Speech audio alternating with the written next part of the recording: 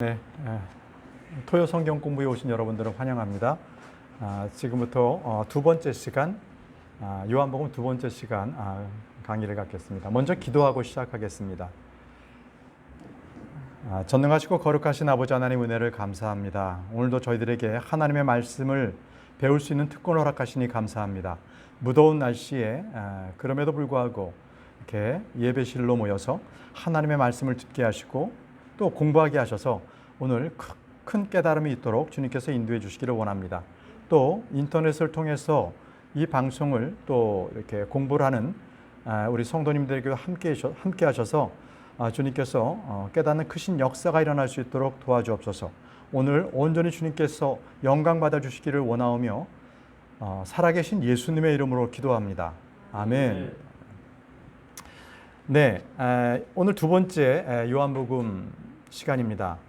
오늘의 제목은 한 사람입니다. 한 사람. 그래서 여러분들 성경을 펴시면 오늘은 이제 지난주에 요한복음 1장 1절부터 1장 5절까지 했고요. 오늘은 요한복음 1장 6절입니다. 요한복음 1장 6절. 자, 펴셨나요? 자, 이 화면을 보시고요. 또 한 목소리로 요한복음 1장 6절 말씀을 우리가 함께 읽도록 하겠습니다. 시작. 하나님께서 보내신 사람이 있었는데 그의 이름은 요한이더라. 하나님께서 보내신 사람인데 킹제임스 성경에는 a man입니다. a man은 한 사람입니다. 한 사람. 자, 한 사람을 보내셨습니다. 자, 오늘 주제가 한 사람인데요. 왜 주님께서는 한 사람을 보냈겠습니까? 한 군단을 보낼 수도 있고 여러 사람을 보낼 수도 있지만 우리 주님께서는 항상 주님의 역사하시면은 언제나 한 사람을 통해서 주님께서 역사를 하셨습니다. 자, 창세기 19장 22절에 보시면은 이것은 롯에 관련된 성경 말씀입니다. 롯이 이 소돔과 고모라 성을 빠져나오지 않으니까 이 천사가 다그치는 거예요. 내가 빨리 나와야 된다. 빨리 나와야 여기에 지금 하나님의 심판이 내리는데 너 때문에 못 내린다. 빨리 와라. 빨리. 자, 이 말씀인데요. 제가 한번 읽겠습니다. 너는 속히 거기로 도피하라. 내가 거기에 이를 때까지 내가 아무것도 할 수 없노라. 내가 도피할 때까지는 내가 아무것도 못한다고 말씀하십니다. 왜요? 롯은 의인이었기 때문에. 의인을 불의한 자들과 함께 멸망시킬 수 없으신 하나님의 뜻입니다. 언제나 그 한 사람을 찾으시는 하나님이십니다. 그래서 마저 읽겠습니다. 그러므로 그 도시의 이름을 소알이라 하였더라. 소알이라 하였더라. 자, 계속해서 우리는 그 한 사람에 대해서 알아보겠습니다. 시편 12편 1절 말씀에 오 주여 도우소서. 하나님을 따르는 사람이 끊어지고 신실한 자들이 사람들의 자녀들 가운데서 없어지나이다. 자, 여기서 하나님을 따르는 사람이 끊어지고 신실한 자들이 사람들 자녀 가운데서 없어진다는 것은 바로 주님의 말씀을 따르는 자가 한 명도 없다는 겁니다. 이 사람들 가운데서 그들이 끊어졌다는 겁니다. 자, 시편 12편 1절이 그렇게 말씀하시고요. 다음은 아모스서 8장 11절 말씀을 보시면 주님께서는 말씀이 없는 것이 바로 기갈이라고 하셨습니다. 아모스 8장 11절입니다. 제가 읽겠습니다. 주 하나님이 말하노라. 보라, 날들이 이르리니 내가 그 땅에 기근을 보내리라. 그것은 빵으로 인한 기근도 아니요 물로 인한 갈증도 아니며 오직 주의 말씀들을 듣는 것에 대한 기갈이니라. 자, 무엇에 대한 기근이냐면요, 주의 말씀들을 듣는 것에 대한 기갈. 즉 아무도 주의 말씀에 귀를 기울이지 않고 있다는 것입니다. 주님께서는 이 시간에도 우리에게 주의 말씀을 묵상하는 그 한 사람을 찾고 계십니다. 우리 가운데서도 주님의 말씀에 순종하는 그 한 사람을 찾고 계신 하나님이십니다. 자, 다음 말씀은 예레미야 5장 1절 말씀입니다. 너희는 예루살렘 거리를 이리저리 두루 달리고 또 이제 보며 알며 그것의 넓은 곳에서 찾아보라. 만일 너희가 판단의 공의를 집행하며 진리를 구하는 사람을 하나라도 찾을 수 있거나 혹은 거기에 그런 자가 있다면 내가 예루살렘을 어떻게 하겠다고요? 용서하리라. 한 사람이 없기 때문에 예루살렘을 용서하지 못하겠다는 하나님의 말씀입니다. 그렇습니다. 주님께서는 올바로 믿는 의인 한 사람을 지금도 찾고 계십니다. 그 한 사람이 저와 여러분들이 되길 바랍니다. 자, 다음은 에스겔 22장 30절 말씀에 동일한 말씀이 나옵니다. 이는 이방인 왕이었어요. 그런데도 주님께서는 그 이방인의 왕을 역사적으로 사용하십니다. 그 이름은 페르시아의 고레스 왕이었습니다. 정확하게는 키루스 왕입니다. 키루스 왕. 페르시아 왕 고레스가 이같이 말하노라. 네, 여기죠. 페르시아 왕 고레스가 이같이 말하노라. 주 하늘의 하나님께서 땅의 모든 왕국을 내게 주시고 또 내게 명하사 유다에 있는 예루살렘에 자신을 위해 집을 건축하게 하셨나니 바로 성전을 건축하도록 주님께서 페르시아 왕 고레스에게 키루스에게 명령을 하신 겁니다. 주님께서 그 한 사람 이방인에게. 자, 계속 읽겠습니다. 그분의 모든 백성 중에서 너희 가운데 거하는 자가 누구냐? 주 그의 하나님께서 그와 함께 계시기를 원하노니 그는 올라갈지니라 하였더라. 자, 하나님의 말씀을 받은 그 키루스 왕은 예루살렘에 하나님의 성전을 짓기 위해서 바로 유대 민족들을 다시 돌려보내고 있습니다. 바로 그 말씀입니다. 자, 지금 그래서 우리는 이 한 사람을 보내신 하나님에 대해서 우리가 알아봤습니다. 그 한 사람 침례자 요한입니다. 다시 요한복음 1장 7절 말씀으로 돌아가겠습니다. 본문에 요한일서 1장 7절 말씀. 바로 그가 증언하러 왔으니 이것은 그 빛에 대해 증언하여 누가? 침례자 요한이 모든 사람이 자기를 통해 믿게 하려 함이라. 자, 요한이 증거한 그 사명은 말이죠, 모든 사람이 그 빛을 믿게 하려고 그가 증언하러 왔다고 합니다. 요한 한 사람은 예수 그리스도 그분을 증언하러 왔습니다. 그리고 그는 예수님께서 흥해하고 자기는 쇠하여야 한다는 것을 말했습니다. 자, 그러면 침례자 요한의 사명과 임무는 분명히 나타났죠. 바로 빛 대신 예수 그리스도를 믿게 하는 것입니다. 자, 그러면 우리의 임무는 무엇일까요? 우리의 임무는 무엇입니까? 자, 사도행전 1장 8절에 우리에게 주신 임무, 침례자 요한에게 주셨던 것과 동일하게 우리에게도 증인이 되라는 말씀을 주셨습니다. 제가 읽겠습니다. 오직 성령님께서 너에게 임하신 뒤에 너희가 권능을 받고 예루살렘과 온 유대와 사마리아에서 그리고 땅의 맨 끝 지역까지 이르러 나를 위한 증인이 되리라 하시니라. 나를 위한 증인이 되리라. 이것이 바로 저와 여러분들에게 바로 이 시대에 우리에게 주님께서 말씀하시는 것입니다. 나를 위한 증인이 되라. 여러분, 우리의 목적은 예수 그리스도를 영화롭게 하는 것입니다. 우리의 목적은 주의 복음을 전하는 것입니다. 바로 그것이 우리의 사명이요 임무입니다. 침례자 요한이 바로 빛이신 예수 그리스도를 증언하기 위해서 왔다면 우리 역시도 예수 그리스도의 증인이 되어야 되는 것입니다. 자, 다시 한번 침례자 요한이 어떤 사람인지 찾아보도록 하겠습니다. 다음 말씀은 요한복음 3장 28절에서 29절 말씀입니다. 침례자 요한은 이렇게 말했습니다. 너희 자신이 나에 대해 증언하되 곧 내가 이르기를 나는 그리스도가 아니요 그분 앞에 보내어진 자라 한 것을 증언하느니라. 신부를 얻는 자는 신랑이나 서서 그의 말을 듣는 신랑의 친구가 신랑의 음성으로 인하여 크게 기뻐하나니 그런즉 나의 이 기쁨이 성취되었노라. 자, 여기서 무엇입니까? 신랑은 얻는 것은 신부입니다. 신부는 신랑을 얻습니다. 그러나 신랑의 친구는 신랑의 음성으로 인해서 크게 기뻐한다고 합니다. 이 말은 침례자 요한은 자기는 신부가 아니라는 겁니다. 자기는 신랑의 친구라는 겁니다. 그러면 여러분, 저와 여러분들은 예수 그리스도의 무엇입니까? 우리는 신부입니다. 우리는 예수 그리스도의 신부고 이제 주님께서 공중재림하실 때 우리는 눈 깜짝할 사이에 저 셋째 하늘로 올라가서 주님과 함께 7년 동안 우리는 혼인식을 갖습니다. 그렇습니다. 우리는 신부입니다. 그러나 신랑의 친구가 있습니다. 그들이 바로 구약 성도들입니다.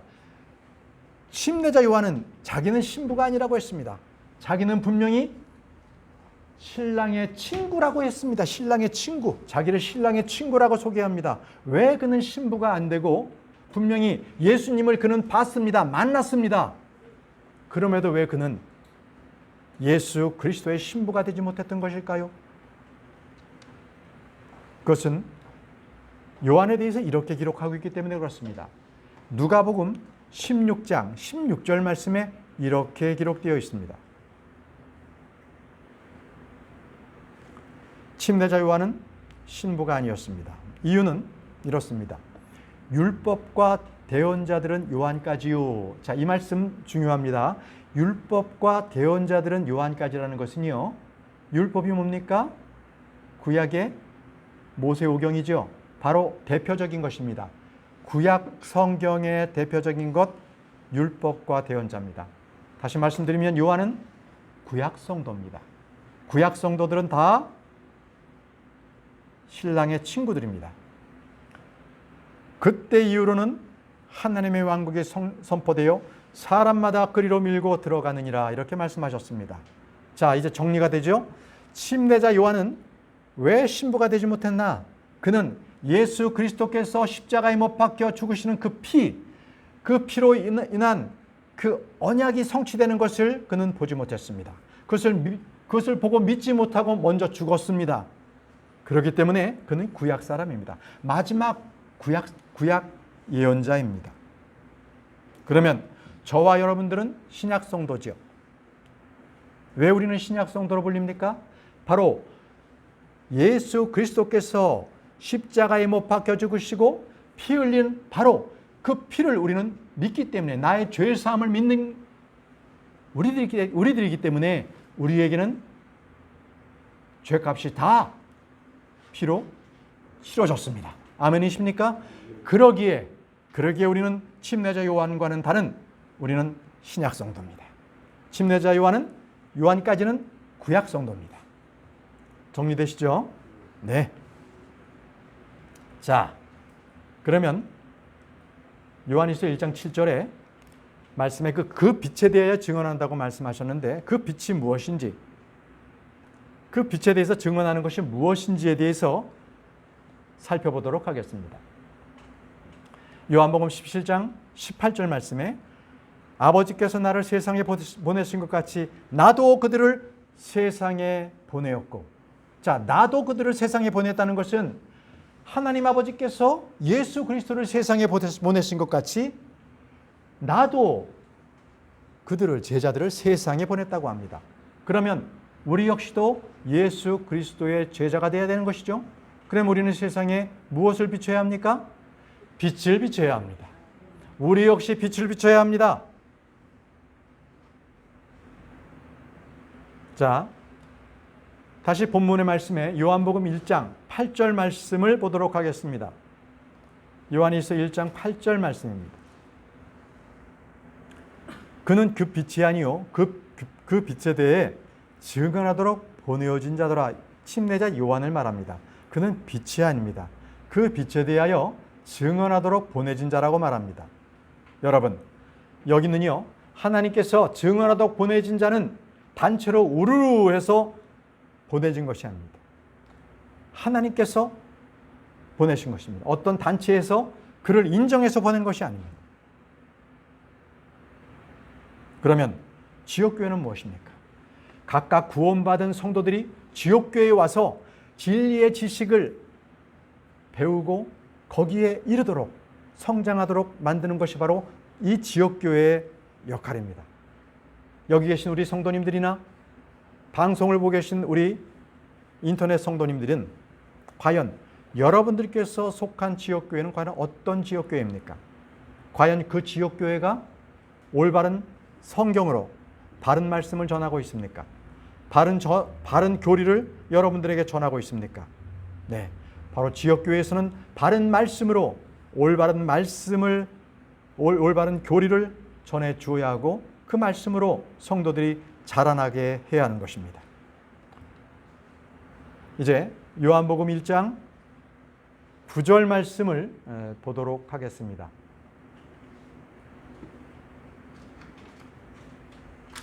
자, 요한복음 1장 9절 말씀입니다. 그 빛은 참 빛으로 세상에 들어오는 모든 사람을 비추느니라 라고 하셨습니다. 자, 세상의 모든 사람들을 비추는데 여러분, 우리는 지금 낮에 태양이 뜹니다. 그런데 이 태양이 뜨지 않고 어두움만 계속된다면 아마 모든 동물들, 모든 식물들은 결국은 죽고 맙니다. 빛을 받지 못하기 때문에 그렇습니다. 그러면요, 우리에게 영적 빛을 주시는 그분은 누구십니까? 바로 예수 그리스도십니다. 그렇습니다. 모든 이들에게 영적 생명을 주시는 이는 바로 예수님이십니다. 그러기에 예수님께서는 모든 사람에게 한정되지 않습니다. 누구든지 믿는 자들에게는 바로 빛을 비추어 주십니다. 그런데요, 그 빛을 비추어도 구원받지 못하는 사람들이 있습니다. 그 이유에 대해서 우리는 요한복음 3장을 통해서 우리 한번 생각해 보도록 하겠습니다. 요한복음 3장 19절에서 20절 말씀에 사람들이 구원받지 못하는 이유를 이렇게 설명하고 있습니다. 정죄는 이것이니 곧 빛이 세상에 왔을 때 사람들이 자기 행위가 악함으로 빛보다 어둠을 더 사랑한 것이니라. 자, 뭐라고 했습니까? 자기 행위가 악함으로 빛보다 어둠을 더 사랑한다고 합니다. 이는 악을 행하는 자마다 자기 행위를 책망받을까 염려하여 빛을 미워하고, 자, 자기가 어둠 가운데 있기 때문에 빛을 미워합니다. 네, 자기가 하나님 앞에 책망받을까 봐, 그래서 또 빛으로 나오지 아니하기 때문이라고 합니다. 자, 빛으로 나오지 않는 것은 결국은 자기 자신이었습니다. 하나님께서 태양을 통해서 모든 이들에게 빛을 주는데 의로운 사람에게만 줍니까? 그렇지 않죠. 불의한 사람에게도 똑같이 기회를 주십니다. 그런 것처럼 우리 주님의 영적인 그 빛은 누구에게든 빛입니다. 바로 누구든지 그 빛을 받고 자기의 자유의지로 주님을 믿으면 그는 구원받습니다. 그게 구원입니다. 자, 우리 주님께서는 누구든지 믿으면 구원을 받는다고 하셨습니다. 요한복음 3장 16절에 하나님께서 세상을 이처럼 사랑하사 자신의 독생자를 주셨으니 이것은 누구든지라고 말씀하셨습니다. 그를 믿는 자는 멸망하지 않고 영존하는 생명을 얻게 하려 하심이라. 영존하는 생명을 얻게 하려 하심이라고 하셨습니다. 그러면 이 말씀대로 누구든지 그를 믿는 자는 영존하는 생명을 얻는다고 했습니다. 그러면 믿는 자는 누굽니까?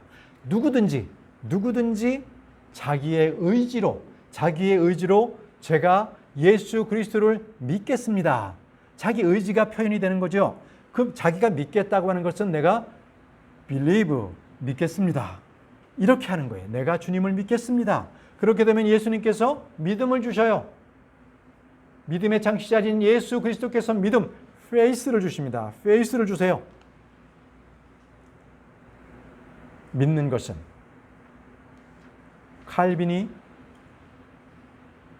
5대 강요에서 얘기한 것처럼 특정하게 예정된 사람에게만 구원 주는 것이 아니라 우리 주님께서는 누구든지 주님께 오는 자는, 나오는 자는 누구든지 구원을 받게 하신다고 했습니다. 그러면 우리는 영원한 생명을 얻게 되는 것이죠. 요한복음 3장 36절 말씀에 이렇습니다.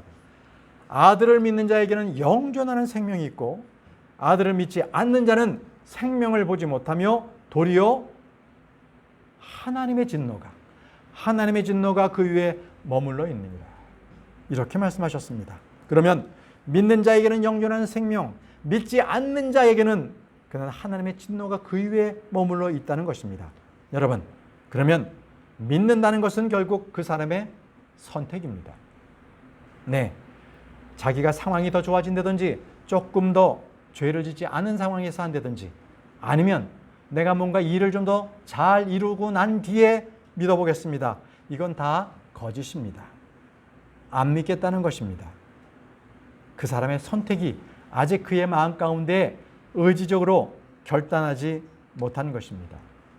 그러면 이 시간에 여러분들에게 우리가 먼저 예수 그리스도를 믿기 위해서 알아야 할 것들을 한번 공부해 보도록 하겠습니다. 우리가 무엇을 먼저 예수 그리스도에 대해서 알아야 하는가? 예수님께서는요, 하나님이십니다. 예, 하늘에 계신 하나님께서 바로 말씀이신 그분이 육신을 입고 이 땅에 오신 것, 우리는 그것을 알아야만 합니다. 분명히 믿음으로 그걸 취할 수 있어야 합니다.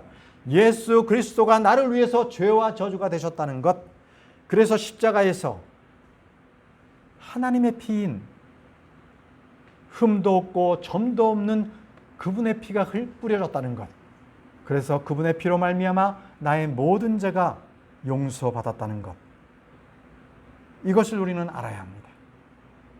그리고 바로 그 예수 그리스도께서 죄인인 나를 위해서 죽으셨다. 죄인인 나를 위해서 죽으셨다는 것을 우리는 알아야 합니다. 자, 이렇게 세 가지를 알고 그 다음 우리가 믿어야 할 것이 있습니다. 우리가 믿어야 할 것이 무엇입니까?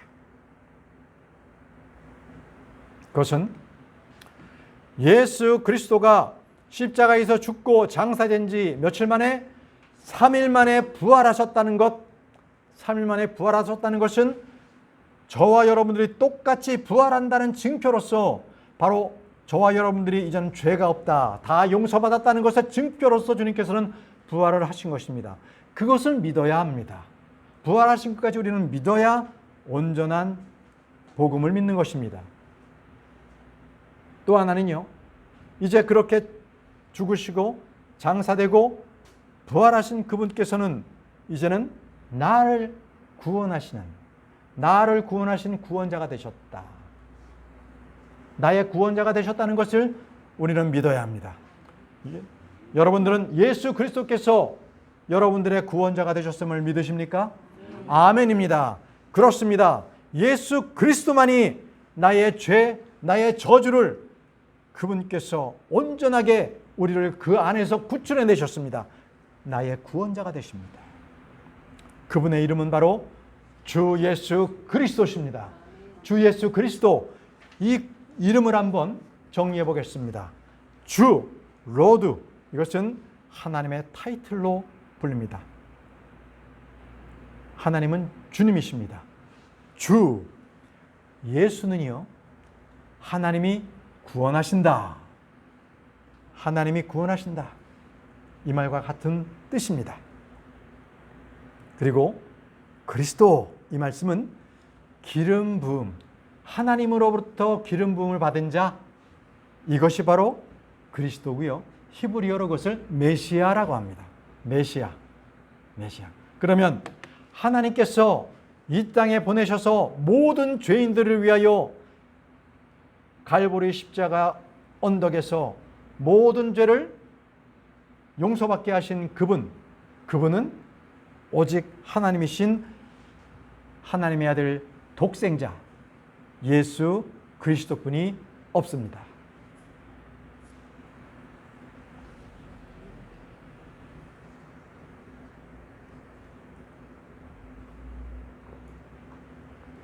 네. 그러면 우리가 믿고 그리고 우리가 구원받았죠. 그럼 이 구원의 단계는 세 단계가 있습니다. 아주 중요합니다. 이거 잘 정리해 놓으시기 바랍니다. 우리 크리스찬들이 성화라는 것은 점점 더 구분되어지는 거고 성장하는 거고 하나님께 더 가까이 나아가는 것인데 세 가지 단계가 있다고 보통들 우리는 보고 있습니다. 첫 번째는요, 우리는 2000년 전에 예수 그리스도 그분께서 십자가에 못 박혀 죽으심으로 말미암아 지금 우리가 예수 그리스도를 믿으면 저와 여러분들의 죄는 모든 형벌로부터 우리는 이미 구원을 받은 것입니다. 예수님을 믿는 순간 우리는 구원받았습니다. 죄의 형벌로부터 구원받았다. 내가 죽어야 할 그 죽음을 누가 대신 당했나요? 예수님께서 미리 당하신 거예요. 그분께서 나의 죽음을 그분께서 당하신 것입니다. 예, 그러면 나는 예수 그리스도와 함께 죽었습니다. 그것이 바로 2000년 전에 갈보리 언덕에서 있었던 바로 그 십자가였습니다. 거기에서 우리는 이미 구원을 받았습니다. 그리고 우리는 이 죄의 능력으로부터 매일매일 우리는 구원을 받아야 합니다. 왜요? 아직 우리는 죄 가운데 우리는 혈투를 벌이고 있어요. 우리의 영은 거룩합니다. 그러나 우리의 육신은 아직도 더럽고 우리의 육신은 쾌락을 쫓아갑니다. 우리의 육신은 향락을 쫓아갑니다. 그렇기에 이 육신은 계속적으로 혼에 맞붙어서 혼을 계속 유혹합니다. 혼은 나의 의지죠.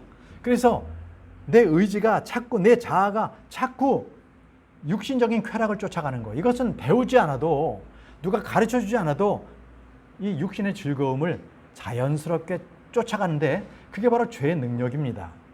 그렇기에 저와 여러분들은 매일매일 하나님의 말씀으로 씻기며 그 죄의 능력으로부터 매일매일 우리 구출받아야 하는 거예요. 구원받아야 하는 것입니다. 그것이 매일매일 저와 여러분들이 하나님의 말씀을 묵상하고 그리고 기도하고 주께서 나에게 도움을 주시도록 그렇게 우리가 간구하며 살아야 하는 그 이유입니다. 우리는 죄의 능력으로부터 매일매일 구원받아야 합니다. 그리고 마지막 단계가 있습니다. 이 마지막 단계는 이 죄의 몸이요, 완전히 변화되는 거예요. 우리 얼마 전에 우리의 몸이 구속받는다는 것, 우리 주일 설교 말씀으로 우린 배웠습니다. 영광스러운 몸, 예수 그리스도와 같은 몸으로 변합니다.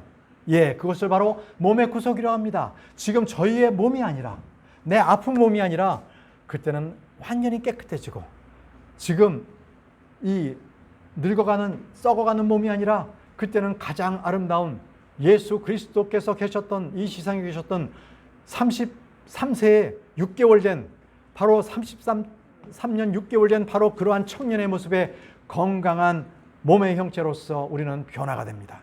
다 같이 우리 로마서 8장 23절 말씀을 한번 찾아보겠습니다.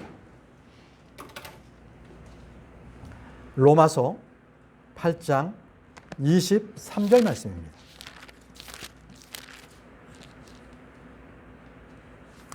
로마서 8장 23절 말씀 함께 읽겠습니다. 시작. 그들뿐 아니라 우리 자신 곧 성령의 첫 열매를 소유한 우리까지도 속으로 신음하며 양자 삼으심, 즉 우리 몸의 구속을 기다림은, 우리 몸의 구속을 기다림은, 그렇습니다. 이것이 바로 우리가 죄의 존재로부터 완전하게 벗어나는 겁니다. 죄의 그 존재가 이제는 우리 가운데는 나타나지가 않습니다. 언제요? 예수 그리스도께서 지상재림하실 때 우리 몸은 변화되고 눈 깜짝할 새에 우리는 셋째 하늘로 올라갑니다. 공중재림하실 때, 주님께서 공중재림하실 때 우리는 주님을 구름 위에서 만나고 그리고 셋째 하늘로 올라갑니다. 그때 우리 몸은 이 육신의 몸으로 어떻게 올라갈 수 있겠습니까? 그죠? 조금만 점프해도 바로 밑으로 떨어지는데 그때 우리의 몸은 시공간을 초월합니다. 생각해 보세요. 예수님께서 부활하신 뒤에 제자들이 무서워가지고 문을 꼭꼭 걸어 잠그고 그들은 기도하고 있었습니다. 혹시라도 대제사장들이 자기들을 잡으러 올까봐, 그 종들이 잡으러 올까봐 그들은 두려워했어요. 그때 예수님께서 그들에게 벽을 뚫고 들어와서 주님께서 말씀하셨죠. 나를 보라. 나의 손에 못 박힌 것을 보고 나의 발에 못자국을 만져봐라. 도마가 그래서 위대한 고백을 하지 않습니까? 주 예수 그리스도 하나님의 아들이십니다. 그것이 도마의 고백이었습니다. 여러분, 우리의 몸도 그렇게 변화가 됩니다. 시공간을 초월하는 그런 몸입니다. 자, 계속해서 이제 본문으로 넘어가겠습니다. 요한복음 1장 10절 말씀입니다. 요한복음 1장 10절 말씀. 그분께서 세상에 계셨으며 그분이 세상이 그분에 의해 만들어졌으되 세상이 그분을 몰랐더라. 세상이 그분을 몰랐더라. The world knew him not. The world knew him not. 세상이 그를 몰랐다고 합니다. 자, 이 몰랐다는 것은 바로 인격적으로 바로 만남을 갖지 못했다는 것이죠. 그냥 한번 이렇게 스쳐서 본 것이 안다 몰랐다가 아니라 정말 그를 인격적으로 알았다는 것입니다. 그러면 주님께서는 바로 인격적으로 알지 못했던 그런 자들을 어떻게 말씀하셨는지 마태복음 7장을 통해서 한번 알아보겠습니다. 마태복음 7장 23절에 그때 내가 그들에게 밝히 말하되, 예수님께서 말씀하시는 겁니다. 내가 너희를 결코 알지 못하노라. 불법을 행하는 자들아, 너희는 내게서 떠나가라 하리라. 자, 여기서 내가 너희를 결코 알지 못하리라, 이 말씀은 불법을 행하는 자들을 말씀하십니다. 주님께서는 결코 그들을 알지 못하십니다. 알지 못하십니다. 자, 이 불법을 행하는 자들은 어떤 자들인지 말씀을 찾아보겠습니다. 불법을 행하는 자들은 요한일서 5장 19절 말씀에 또 우리는 하나님께 속하고 온 세상은 사악한 가운데 있음을 우리가 아느니라. 온 세상은 사악한 가운데 있습니다. 그래서 예수 그리스도의 자녀인가 아니면 모두 사악한 자인가, 둘 중에 하나입니다. 그 중간에 회색지대에 남아있는 사람은 아무도 없습니다. 세상은 사악합니다. 요한복음 3장 19절에 정죄는 이것이니 곧 빛이 세상에 왔을 때 사람들이 자기 행위가 악함으로 빛보다 어둠을 더 사랑한 것이라. 빛보다 어둠을 더 사랑하는 것이 바로 악한 자들, 불법을 행하는 자들입니다. 자, 그러면 우리는 오늘 이제 요한복음 마지막 구절을 이제 보도록 하겠습니다. 요한복음 1장 11절 12절까지 우리는 공부하고 마칠 것입니다. 요한복음 1장 11절 12절에는 그분께서 자기 백성에게 오심에 그분의 백성이 그분을 받아들이지 아니하였으나 그분을 받아들인 자들, 곧 그분의 이름을 믿는 자들에게는 다 하나님의 아들들이 되는 권능을 그분께서 주셨으니라고 말씀하셨습니다. 다 하나님의 아들들이 되는 권능을 그분께서 주셨다는 것.